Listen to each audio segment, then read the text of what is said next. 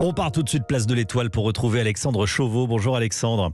Bonjour Romain, bonjour à tous. Quelle image, quel moment. La France a rendu un bel hommage ce matin à Hubert Germain à l'occasion des célébrations de l'armistice. Oui, c'est effectivement l'image forte de cette cérémonie, le cercueil d'Hubert Germain drapé de bleu, blanc, rouge, parti des Invalides pour arriver jusque sous l'Arc de Triomphe en remontant les Champs-Élysées. Cercueil déposé sur un char militaire, le tout escorté par la garde républicaine. Honneur tout particulier puisque d'ordinaire réservé au président de la République. Au cours de la longue remontée de l'avenue, le cortège s'est arrêté 1 minute devant la statue du général de Gaulle, fondateur de l'ordre de la Libération dont Hubert Germain était le dernier compagnon. Place de l'Étoile, le cercueil est déposé sous l'Arc de Triomphe pour un dialogue symbolique avec le soldat inconnu.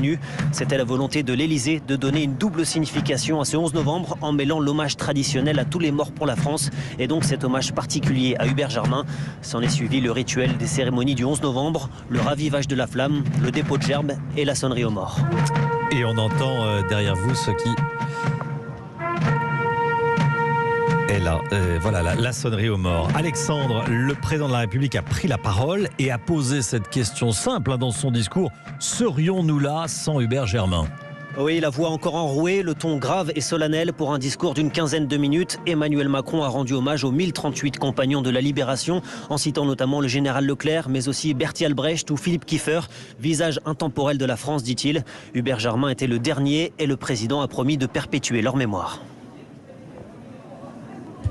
Le dernier compagnon n'est plus, mais ces 1038 qui ont épousé la France, d'un amour inconditionnel allant jusqu'au sacrifice, ne disparaissent pas pour autant. Ils inscrivent leur destin aux côtés de ceux qui ont porté l'esprit de résistance, l'amour d'une patrie libre, le refus des divisions pour l'honneur de la France. Alors oui, leurs braises ardentes sont dans nos mains. Et quand viendra le jour, quand sonnera l'heure, nous saurons les raviver. De ce souffle qui fit lever tous ceux qui nous précèdent et qui nous ont fait, et sans lesquels nous ne serions pas là. L'hommage se poursuivra cet après-midi dans la crypte du Mont-Valérien où Hubert Germain occupera le dernier caveau comme le souhaitait le général de Gaulle et André Malraux.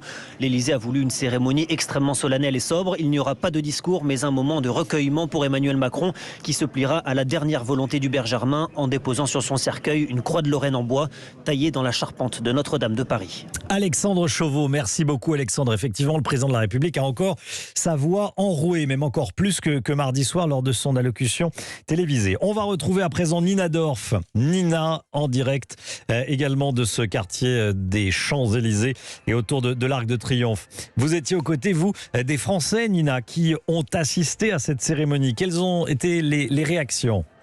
Eh bien, c'est dans un silence solennel que la foule a regardé le départ du cercueil d'Hubert Germain. Plusieurs centaines de spectateurs ont fait le déplacement pour saluer la mémoire du dernier compagnon de la Libération, décédé le 12 octobre.